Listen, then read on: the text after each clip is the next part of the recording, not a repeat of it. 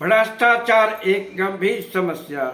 किसी भी लोकतांत्रिक देश में भ्रष्टाचार का प्रश्न बहुत ही संवेदनशील और दूरगामी दुष्परिणाम वाला विषय होता है। अभी यह बहस तेज है कि क्या स्कूली बच्चों को न्यायिक व्यवस्था से जुड़ी समस्याओं जैसे भ्रष्टाचार, मुकदमों की लंबित संख्या और जजों की कमी आदि के बारे में पढ़ाया जाना चाहिए। यह बात उचित ही है कि बच्चों को किस उम्र में किस तरह की शिक्षा दी जानी चाहिए, लेकिन यह बात स्पष्ट है कि भ्रष्टाचार जैसे विषय को केवल पाठ्य पुस्तक से हटाकर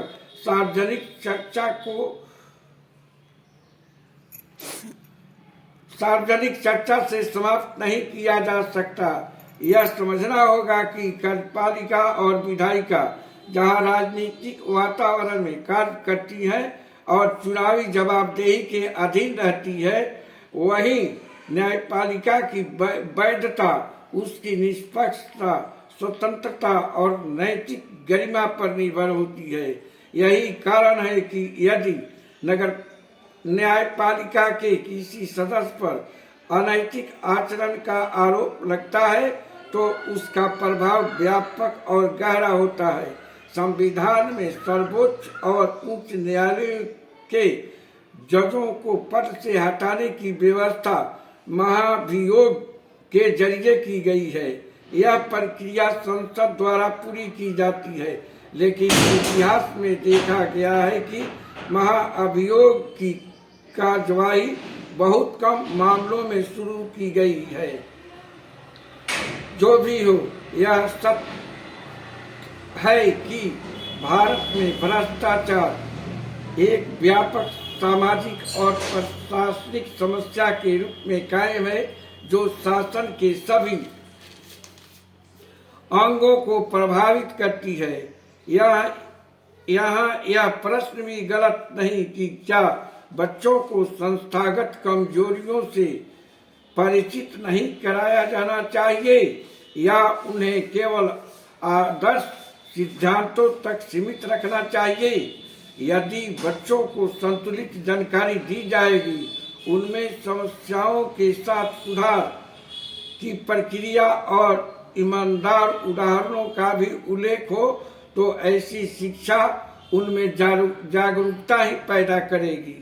लोकतंत्र की मजबूती इसी में है कि वह अपनी कमजोरियों को स्वीकार करे और उनको सुधारने का साहस दिखाए।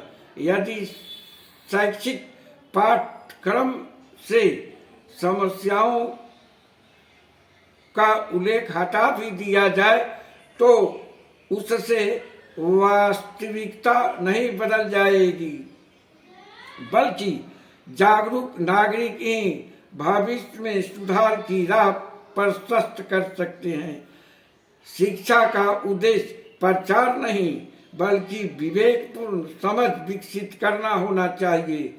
ऐसा किया जाना इसलिए जरूरी है क्योंकि इससे संस्थाओं पर जनता का विश्वास बढ़ता है। लोकतंत्र अपनी कमियों को स्वीकार करने से नहीं, बल्कि तब कमजोर होता है जब वह अपनी खामियों को छिपाने का प्रयास करता है। कुछ लोग सोशल मीडिया पर आरोप लगाते हैं कि वह भ्रष्टाचार के मामले को अनगढ़ रूप से उजागर करता है, लेकिन उन्हें यह जानना चाहिए कि बिना आग धुआं नहीं उठता है। कमेंट करें शत्रुघ्न तिवारी।